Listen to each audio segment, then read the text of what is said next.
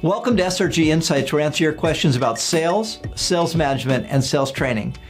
And today's question is, what is the most effective question to ask a prospect on a first meeting?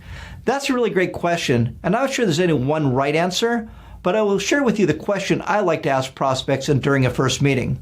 Before I do, however, I want to share a few thoughts on how to make sure the first meeting is successful. After all, what we really want is a successful meeting that results in a sales opportunity. So I always like to start by thinking about the call objective. So the call objective is, what action is a customer going to take as a result of this meeting? And that's really important because you often hear people say, well, I had a good meeting, or we really had a great relationship, which is great. But we also want to know, what action is a customer going to take? How is this going to lead us to a sales opportunity? So an example that would relate to a first meeting might be, as a result of this meeting, the customer will describe a business need or a problem that I can help them solve. So that's very tangible. They're going to describe a business need or a problem that I can help them solve. Unfortunately, I can't just walk in the door and ask the customer, what business need or problem do you want to solve today? I have to develop a level of trust and openness so that they're willing to share and discuss their situation with me.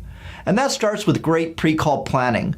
So as part of pre-call planning, I need to research the account and the person I'm meeting with in advance of that meeting. As it relates to the account, I want to go to their website. I want to look at press releases. If they're a public company, I want to look at investor presentations. Maybe we'll look at their job openings. And what I'm trying to do is get a better sense for their business. What do they do? Who do they sell to? What industry are they in? And what priorities or initiatives might they be working on? And then I want to think about the person I'm meeting with. What's their role and responsibility? What are their interests? And I always like to start by going to LinkedIn first, because their LinkedIn profile is just a great starting point. You can see how long they've been with the company, how long they've been in their current position, what groups they belong to, and you can also get a sense for their interests.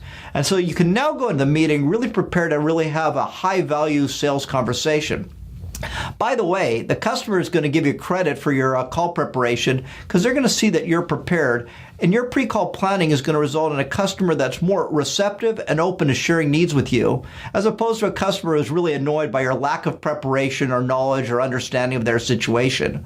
So the number one priority for that first meeting is to build a relationship that creates openness from your customer. This includes asking the right questions, actively listening, maybe sharing some comments, interests, and sharing insights that relate to their priorities. Again, you want to build rapport and you want to build trust. And with that as a context, you can now use your questioning skills to help them identify a business need or problem you can help them solve. And this brings me back to the question that I like to ask, which involves helping customers focus on their priorities. And so one of the things I like to ask is, if you could wave a magic wand, what would you do differently or better 6 months from now? And the point of this question is allows a customer to really elaborate on their priorities and share with you what business need or problem they want to solve. Based on what they share with you, you can now go back and develop a solution that's responsive to their needs.